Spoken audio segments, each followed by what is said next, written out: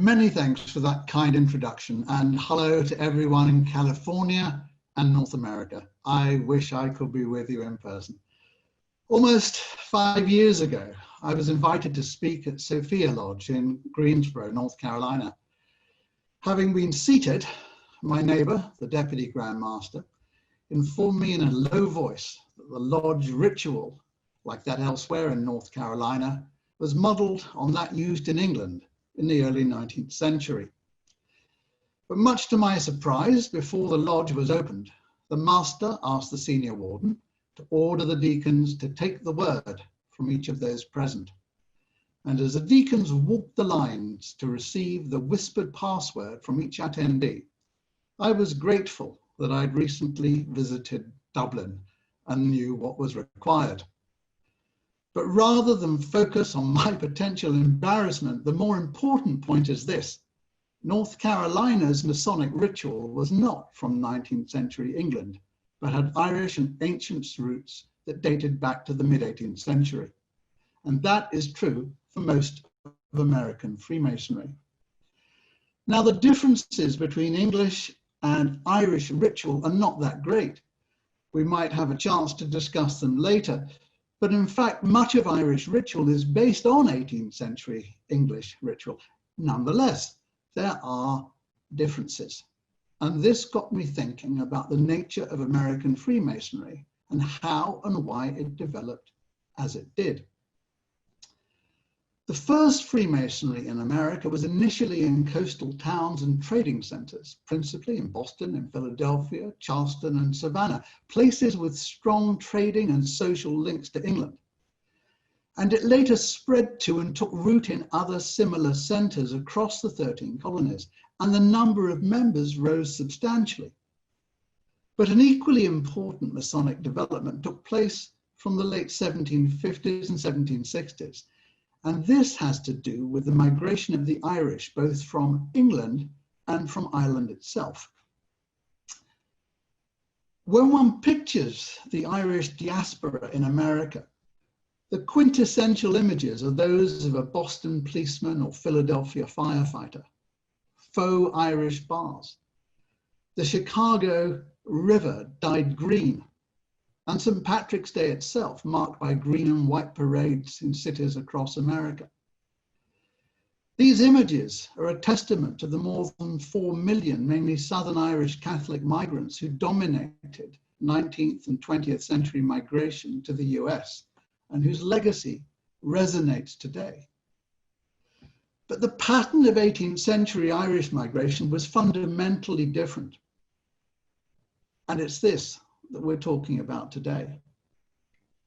An estimated 300,000 to 400,000 Irish migrated to North America between 1720 and 1800.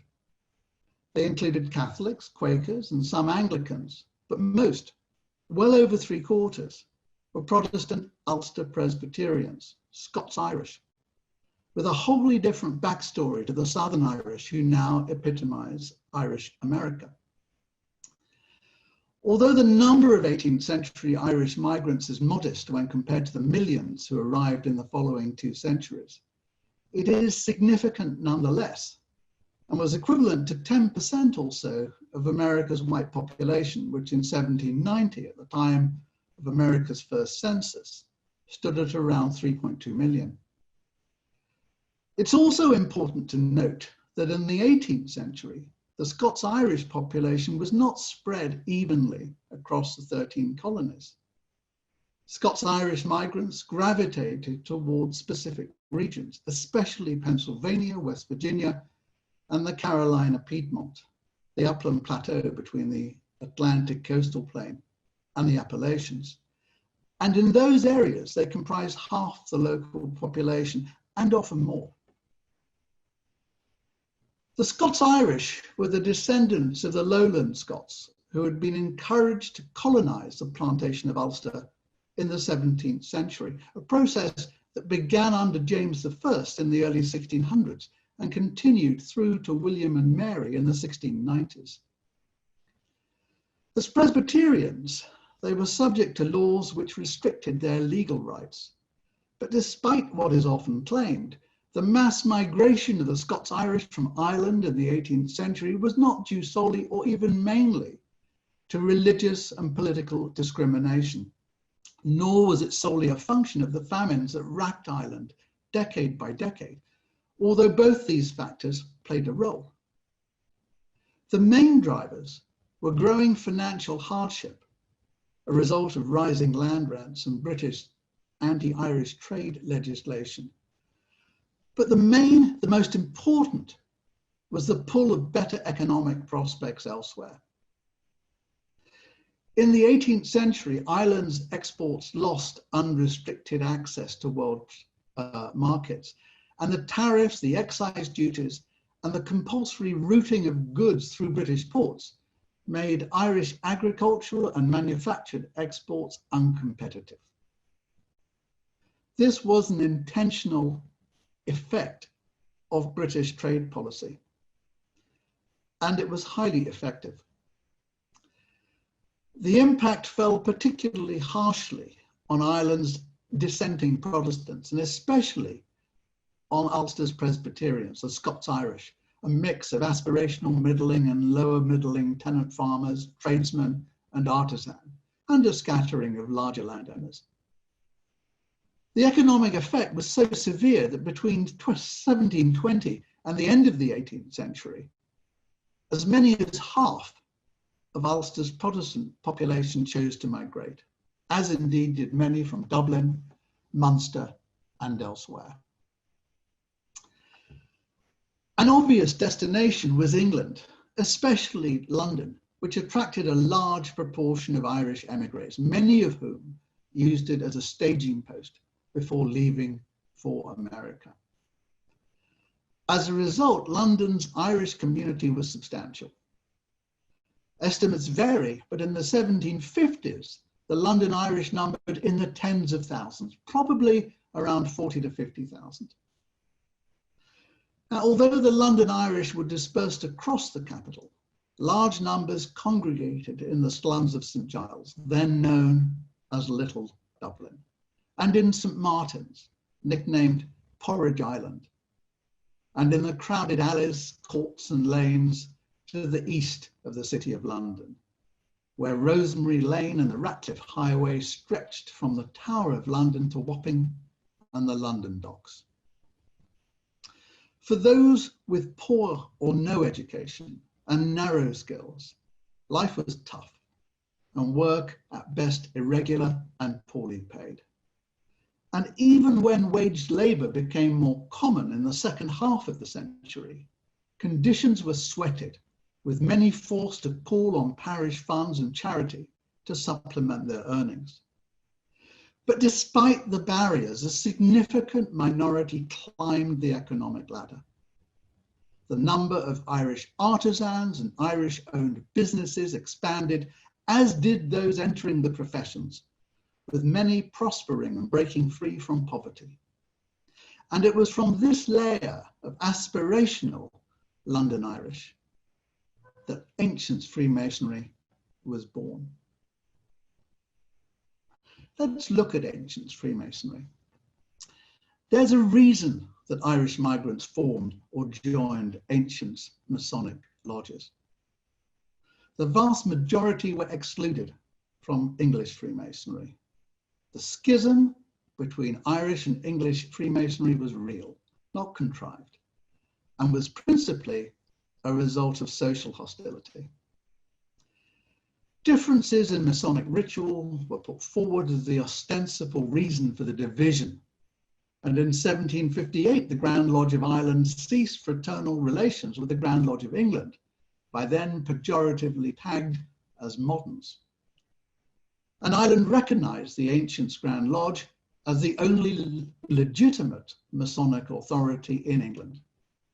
Scotland followed suit in 1773, when the Grand Lodges of the Ancients, Ireland and Scotland established a mutual pact of recognition to the exclusion of the original Premier Grand Lodge of England. But notwithstanding the rhetoric, the split between moderns and ancients Freemasonry was only partly concerned with ritual. There were differences, of course. most obviously in the Royal Arch, but these were exaggerated by all sides, as were disputes over the role of deacons as opposed to stewards, a transposition of certain words in the degree ceremonies, and various other matters. But moderns and ancients' ritual had far more in common than was admitted at the time, and indeed this was known at the time.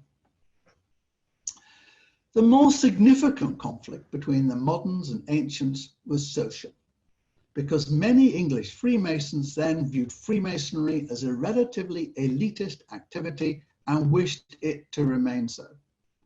The same was true in America. And there was racism.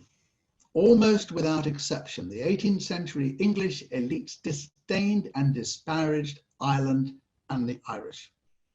And modern Freemasonry followed suit, especially in London.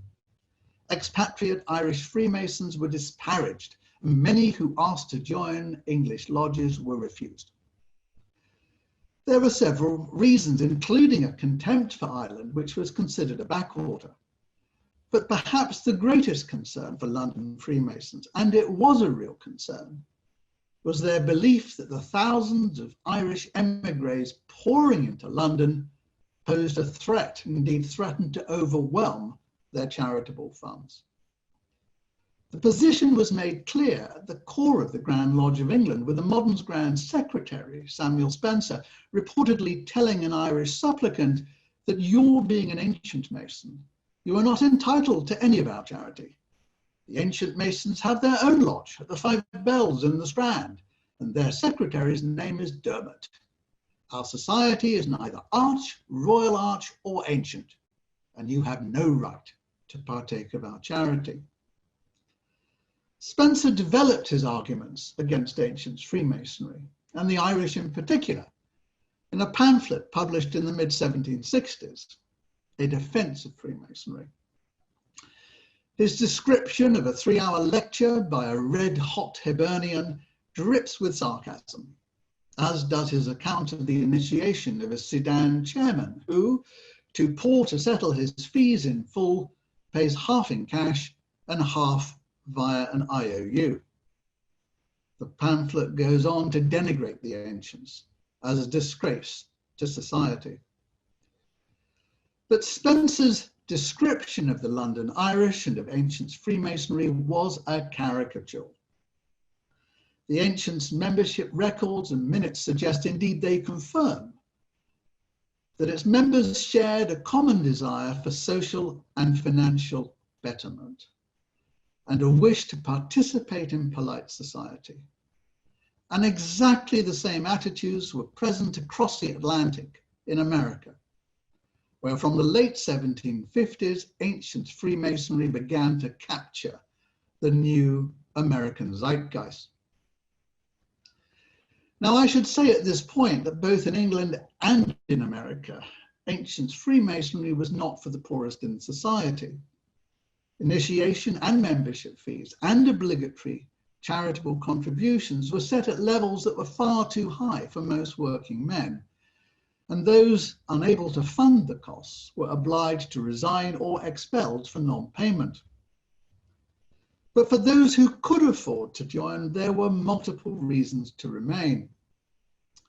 The lodge provided an exclusive space for fraternal association.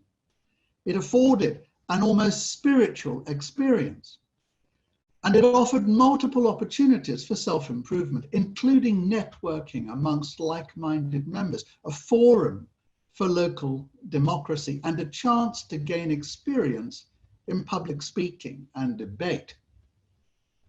The lodge also served as a mutual benefit society, as well as opening up social and business opportunities. Membership offered entree to the immediate Masonic community and to ancient lodges elsewhere, not only in Britain and Ireland, but also the Americas, the West Indies, and other outposts of empire. The expansion of ancient Freemasonry is particularly interesting. The 5 Irish-led lodges that founded the Ancients' Grand Lodge in 1751 were joined by another 4 within 12 months, and a further 30 within 5 years, by which point the number of members recorded in the ancient central records exceeded 1,000. Within 2 decades, the ancient had more than 200 lodges across London, provincial England, and overseas. And that figure excludes lodges warranted by the Grand Lodge of Pennsylvania and lodges in America and elsewhere that lacked a formal warrant. And there were tens, if not hundreds. Membership growth was underpinned by a succession of aristocrats happy to accept the role of Grand Master, and it was supported by several other factors, especially Irish migration, traveling military lodges, most of which were based in Dublin or Ireland before leaving for America, and the publication and dissemination of Ahim Reason, the Ancients' Book of Constitutions, published by Lawrence Dermot in 1756. Ahim Reason was immensely popular. 12 editions were published in England and more than 20 in Ireland. And the book circulated across the American colonies and would later provide the basis for the constitutions of America's post-war state Grand Lodges. Now, although tens of thousands of Irish migrants traveled to England in the 18th century, a far more formidable number sailed west across the Atlantic from Ireland itself. Those with agricultural leases or businesses that had value sold up and used the process to fund their fares to America and acquire land. And those that could not traveled as indentured laborers, working for up to 5 years to pay off their debts. They departed not only from London, Bristol, and Liverpool, but also Belfast, Londonderry, and Dublin, and from Ireland's minor ports, with destinations that included Charleston, Baltimore, New York, and Boston, but most especially Philadelphia, the first port of call for the vast majority of Irish migrants. Pennsylvania was a destination in itself and a distribution point for onward settlement elsewhere. Migrants accepted that there would be taxes and hardships, but the former were lower than those levied at home, and the latter seemed manageable. And unlike Ireland, America had inexpensive land from which decent profits could be earned and plentiful food grown. A minority of Irish and Scottish migrants were already Freemasons when they arrived in America. Others were initiated into Freemasonry afterwards. And as they moved west to settle the backcountry of Pennsylvania and Virginia, and south and west along the wagon trails into the Piedmont, they carried their Freemasonry with them or embraced it on arrival. The chartering of ancient lodges in America's middle colonies is documented from the late 1750s. The Provincial Grand Lodge of Pennsylvania, formerly Philadelphia's Lodge Number 4, which obtained its ancient charter in 1759, was especially active, warranting lodges not just across Pennsylvania, but in Virginia, Delaware, Maryland, New Jersey, and both North and South Carolina. Ancient Freemasonry was also transported to America by the British military. As mentioned, many of the regiments were deployed to Ireland, where they were granted traveling warrants by the Grand Lodge of Ireland before sailing across the Atlantics.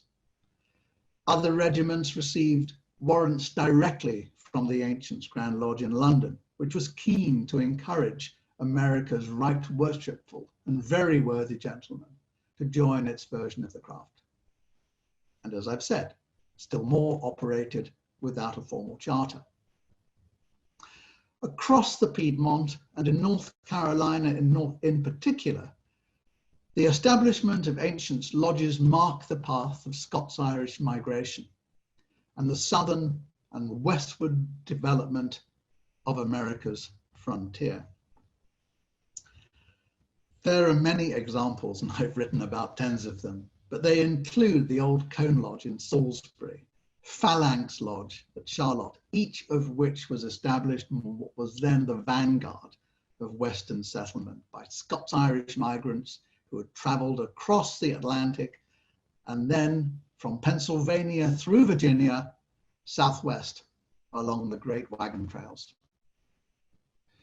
Now, from the 1730s until the 1760s, America's elites had recognized England, and London in particular, as the epitome of polite society. And their embrace of Freemasonry followed the elite fraternal association practices that were present in London. But from the mid-1760s, other factors began to intrude. America's opposition to the Stamp Act and the Townshend Acts, expanding migration, and the emergence of an aspirational middling class changed America's social and political dynamics. And Freemasonry changed with it. During the run-up to the War of Independence and throughout the war itself, many of those who practiced modern Freemasonry were associated with loyalism to Britain. Some fled, while others faced fines and the confiscation of their assets. In contrast, many patriots were associated with ancient Freemasonry, which became the chosen fraternal association for many of those at the forefront of opposition to Britain. Following the war, the lodge became a preferred space for those who wished to associate with the new nation's new leaders. American Freemasonry was viewed as a font of Enlightenment virtues, high moral principles, and an organization that would work for the benefit of the community as a whole. This latter aspect was given tangible form at the dedication of new public buildings and monuments, from the Capitol in Washington, where the foundation stone was laid by George Washington, the nation's first president and an ancient Freemason, to the University of North Carolina at Chapel Hill, where General William Richardson Davie, the Grand Master of Freemasons in the state, a war hero, a national and state politician who had helped frame the US Constitution, presided over the Masonic ceremony. Same happened in Boston, at the Capitol building there, at the State House there, and indeed elsewhere. Based on those foundations, ancient Freemasonry flourished in post-war America, with its members drawn from the elites and the middling, including farmers, merchants, storekeepers, tavern owners, and local politicians. And it was that accessibility and inclusiveness that changed the social dynamics of American Freemasonry.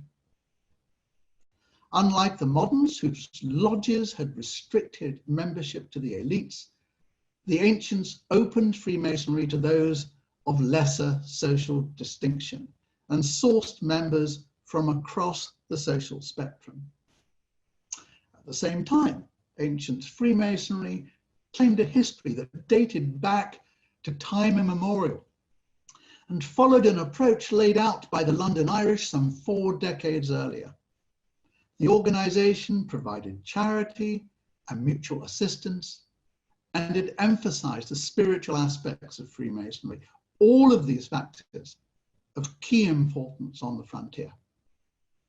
This was the Masonic pattern that America would adopt, with ancient Freemasonry integral to the economic and social development of communities, both rural and urban. And notwithstanding roots that can still be tracked back to London and to 1717, it was this amalgamation of ancient Freemasonry and modern Freemasonry that gave America the nuances of ritual present in its lodges today. Before I finish, let me end on just one other note, a plug for Quattuora Coronati and our correspondence circle, an organization that has been in existence for the past 133 years, and an organization that is open to everyone, and especially to our American brethren. Brethren all, thank you very much for your very kind invitation and for your kinder attention. And now I'm open to questions. Thank you very much again.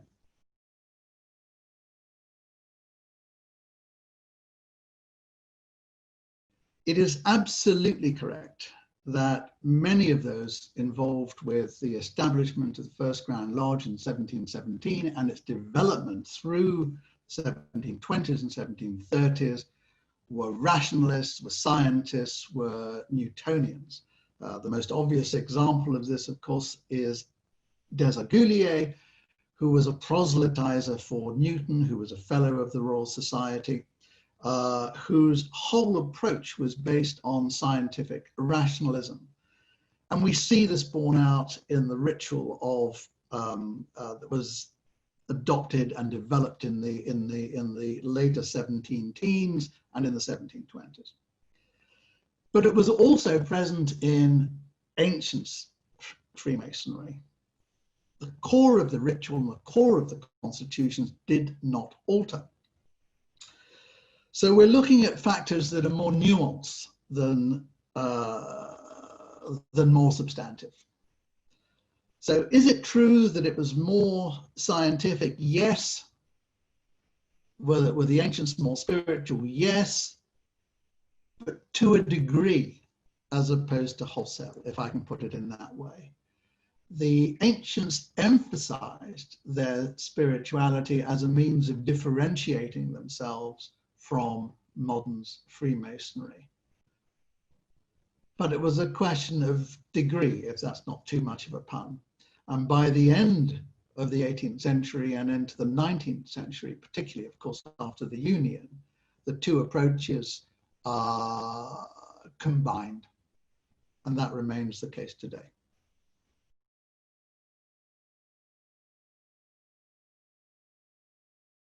American Freemasonry is an amalgam of English and Irish, and to a lesser extent, Scottish Freemasonry.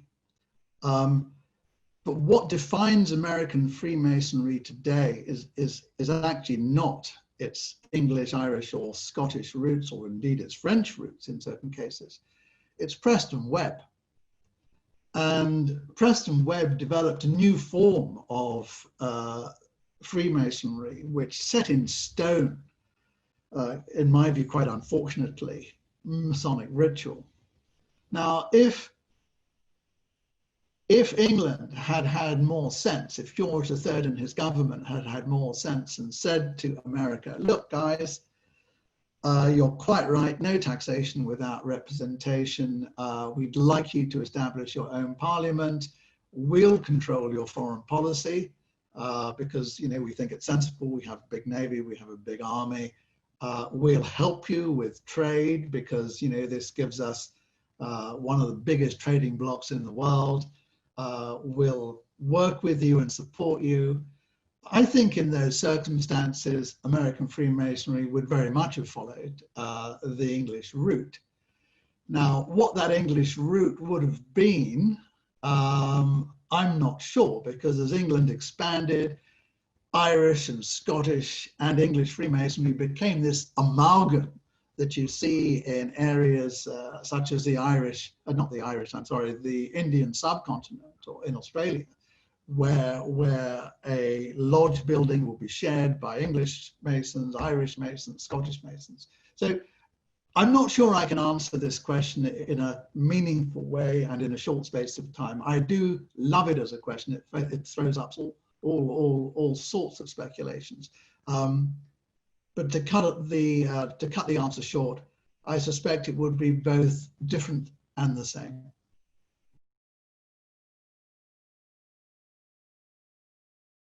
The short answer to that is no.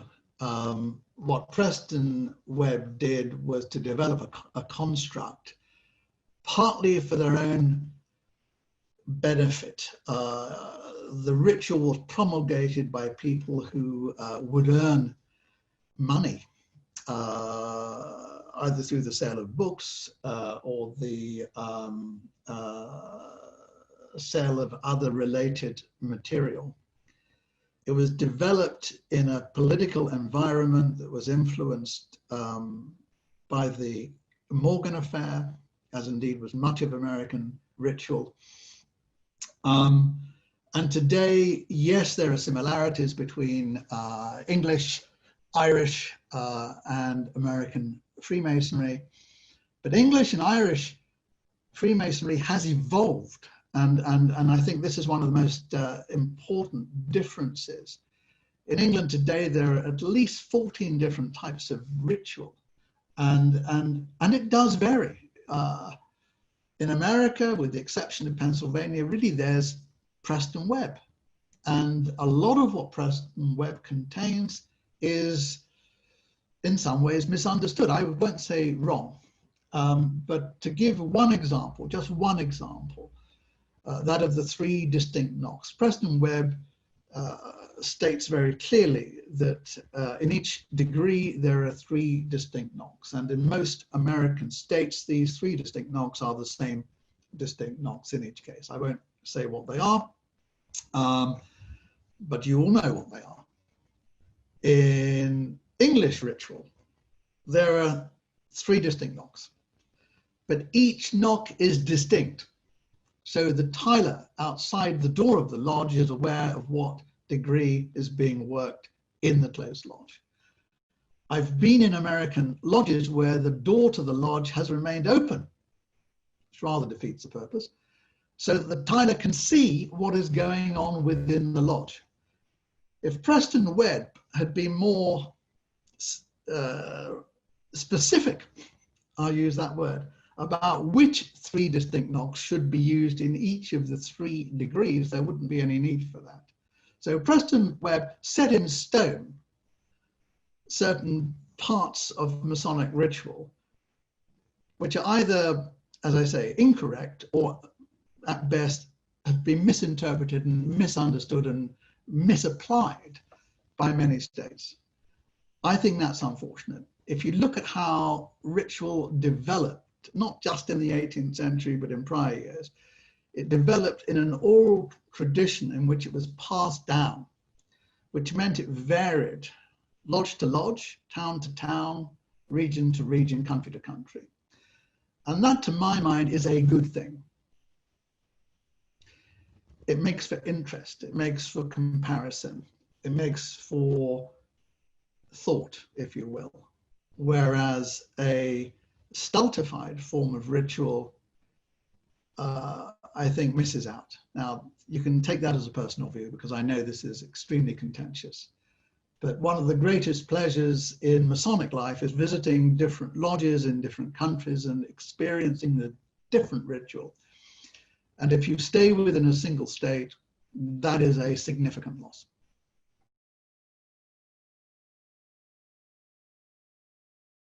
Okay, I think this very much depends on what we mean by lecture.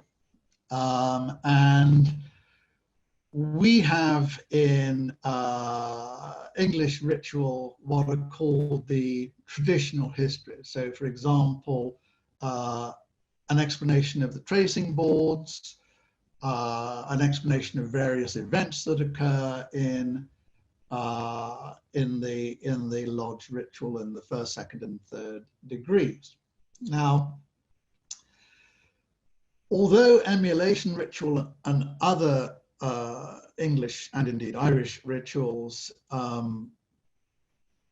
contain probably as much, if not more, memorization as American ritual, it tends to be done in stages, in phases. It would be very unusual for an incoming master of the lodge not to have participated in other ceremonies and shared in the work undertaken in those ceremonies. There are certain lodges in England, and I've been to them on a few occasions, where the incoming master does exactly what happens in America, where he goes through, in essence, the whole of the first and second and third degrees before being installed into the chair as a means of demonstrating his skills in those degrees. And that is extremely similar to, you know, what happens in America. But in the main, that doesn't happen. And it doesn't happen, I think, for very good reason, because not all people are excellent ritualists. And it is, in my view at least, to the detriment of the lodge and to Freemasonry to limit progression only to those who are excellent ritualists. Now, I accept this is very contentious. I don't care. I think it's important that there are alternative views that are expressed, and I'm always willing to express them. So one of the problems of the American approach, and this is, you know, I mean, I recognize it's a really, really difficult ground, but one of the problems, if you're going to focus on the ritual to that extent, then the people who get promoted are ritualists, and the people who then proceed up the Grand Line are ritualists. And ritual becomes the core, almost in some cases, the be-all and end-all. And I don't think it is the be-all and end-all. It's an important part, but it's not the be-all and end-all of Masonic life. And I think by allowing flexibility, one achieves a broader base, and one avoids the risk of alienating those who have phenomenally good hearts, but who don't have phenomenally good memories.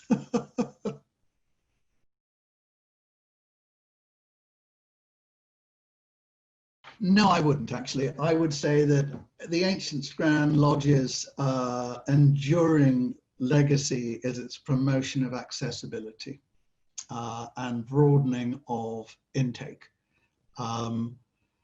I think that set Freemasonry far firmer, broader, wider foundations than had existed previously. The problem with an elite is that by definition, its numbers are limited.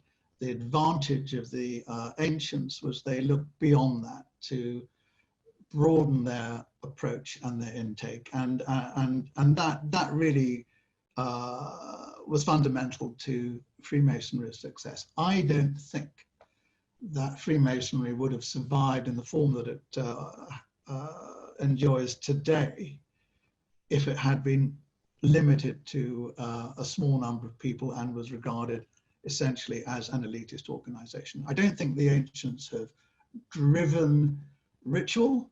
I'm not even sure that the Royal Arch was developed by the ancients.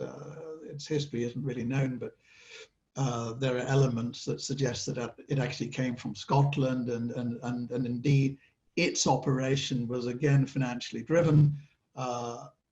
Lodges earned fees for conferring degrees, and the Royal Arch was a driver in that process. No, I think that the ancients' real legacy is broadening Freemasonry's base, and that is something that is highly commendable.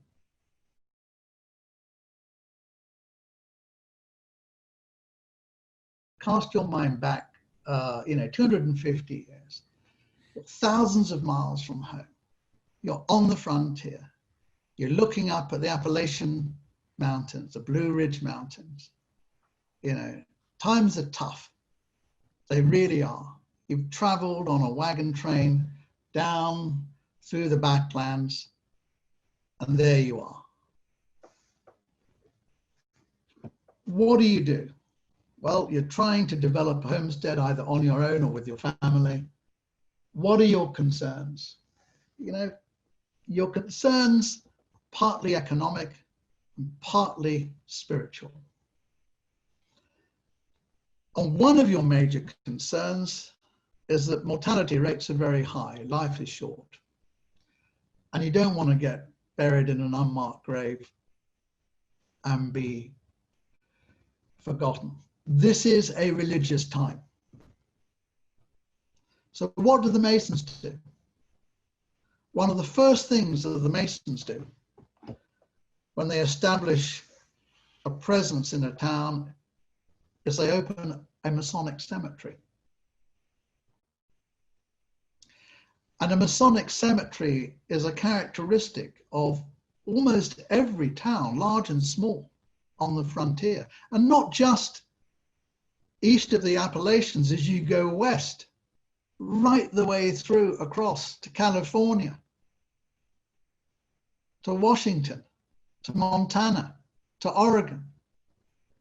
The towns have Masonic cemeteries, to Denver, to Colorado writ large.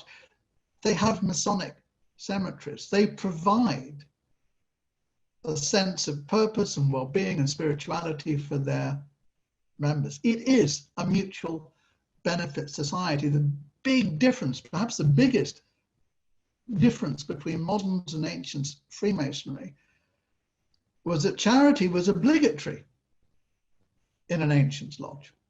In a modern lodge, it was voluntary. And that approach is really important. If you're a member of the elites, it's noblesse oblige. You do it because you're expected to do it. In an ancient lodge, you do it because it's a mutual benefit society. At some point, you might need it yourself. So that characterized a lot of ancient Freemasonry on the frontier. Yes, it was relatively elitist. There's a local, politicians, the tavern owners, the storekeepers, the larger farmers, the lawyers, etc., who would be members, or one or two ranks down below the plantocrats on the eastern coast or the big merchants on the east coast. But still, the more affluent members of society. But life is tough, and things can turn around quite negatively quite quickly. So to have that sense of mutuality and mutual security is important. So the lodge, the Masonic cemetery are emblems of that on the frontier, and that becomes part of American life. It's a democratic organization.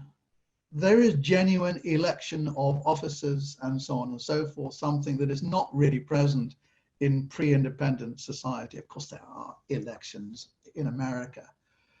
But this, if you like, sets it down in stone. It really helps people. This is one of the first times that a chap can actually debate in polite society. I mean, one of the things you find when looking at the minutes of early American lodges is how polite they are. People are fined for interrupting. It's expected that you behave in an appropriate way. So yeah, it's in microcosm a means of developing society along politer lines and of also providing this mutuality and spirituality that is a function of what is needed and what is appropriate for the frontier.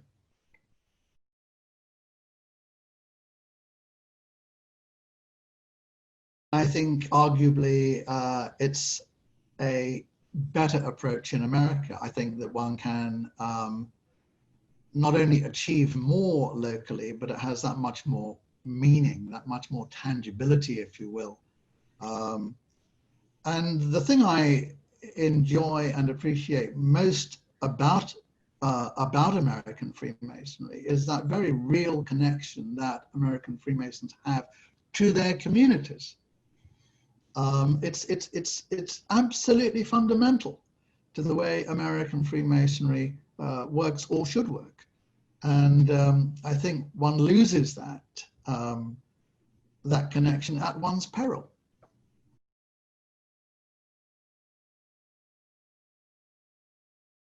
I think that's a very difficult contention to support. Actually, if we're talking about the continent of Europe as opposed to the continent of America, I think that's a very difficult contention to support. I haven't plugged any of my books, and I don't intend to, but I do mention in one of them, Espionage, Diplomacy, and the Lodge, I do mention how European, in particular French Freemasonry and Swedish Freemasonry develop in the 18th century. And I don't want to repeat all of that because it's a fairly long discussion.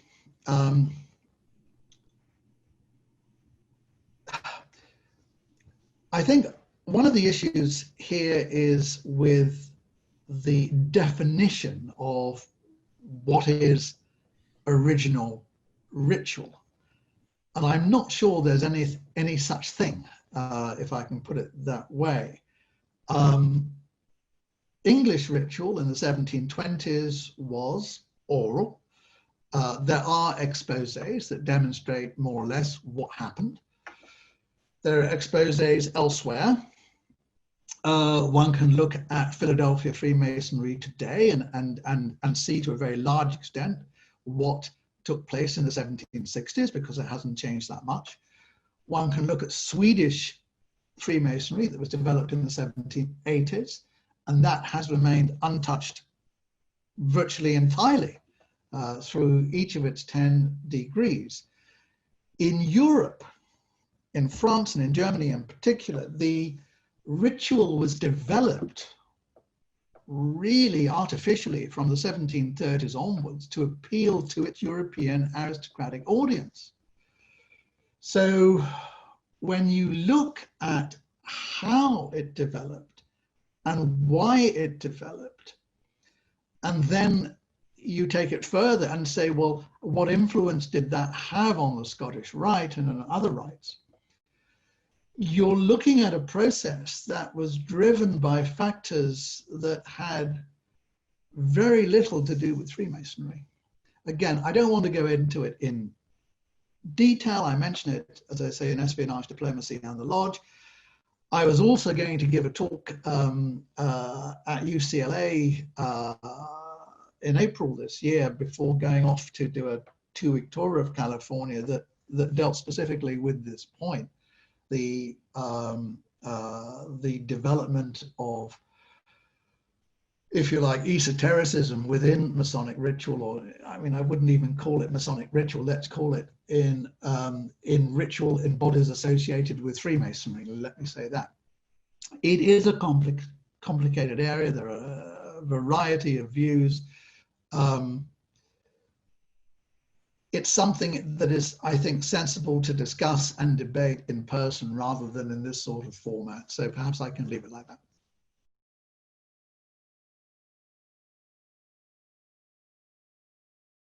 The Quattro Coronati Lodge was the first research lodge established at the end of the Victorian period. And within a year of setting it up, the founders decided that it was not sensible to limit Masonic research to the lodge members alone, but to share that more widely. And to that end, they formed a correspondence circle. Now, can I recall exactly when that was? I probably could look it up, but let's just assume for argument's sake it was in the early 1880s, which is probably about right, because the correspondence circle has been going now for 134 years. The correspondence circle has two real purposes. It's both an input and an output organization. The input comes not only from lodge members in QC, but from members of the correspondence circle and from the wider Masonic community who submit articles, who submit papers, questions, and so on and so forth. It's designed to provide an approach to Masonic research, which is, I'll say, quasi-scientific. If you're going to make an argument, you need to substantiate that argument with evidence. It's insufficient to say, I think this, or I think that, or I believe the other. We need to look at the evidence. So what Quattro Coronati and what the QC Correspondence Circle did and does was adopt that evidence-based approach to Masonic research. We set out a lot of this stuff on the website, which is the awkwardly named quattrocoronati.com, easily misspelt, but normally if you look up QC Lodge online, you'll come to quattrocoronati.com. If you go back to the slides, you'll see quattrocoronati.com. And if you log on there, you'll see what is offered.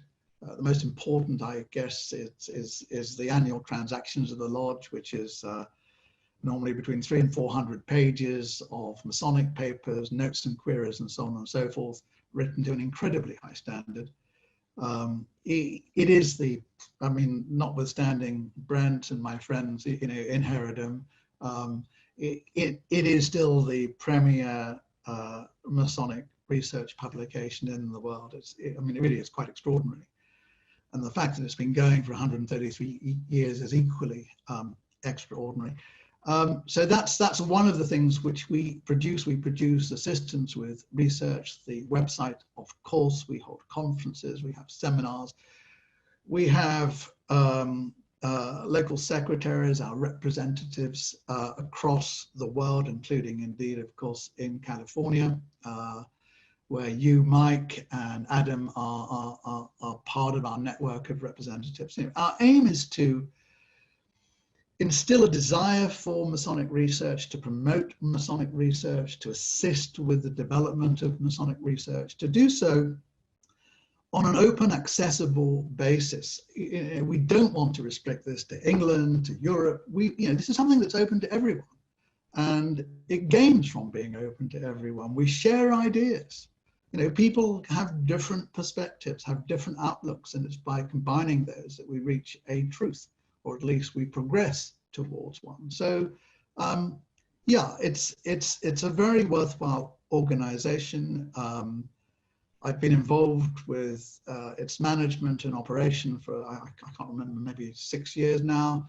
And yeah, and it's going from strength to strength. And I highly commend people to look at our website and indeed to consider joining. Look for Rick Berman, Amazon, and you'll find them all.